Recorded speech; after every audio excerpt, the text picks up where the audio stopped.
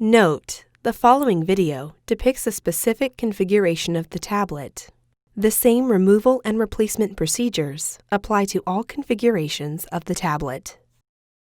Before you begin, remove the back cover, wireless WAN module if installed, left speaker, proximity sensor antenna, audio board, front-facing webcam, rear-facing webcam, wireless LAN antenna cables, aux wireless WAN antenna cable, system board, right speaker, middle frame, and external buttons.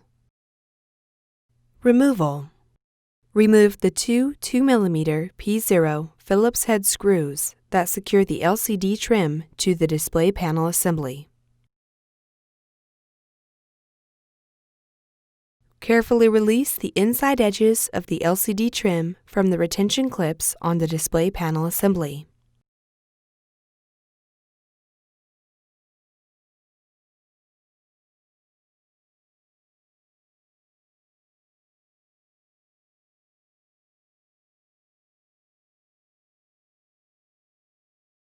Remove the LCD trim. Replacement: place the LCD trim into position on the display panel assembly. Carefully press down on the edges of the LCD trim to secure it in the retention clips on the display panel assembly.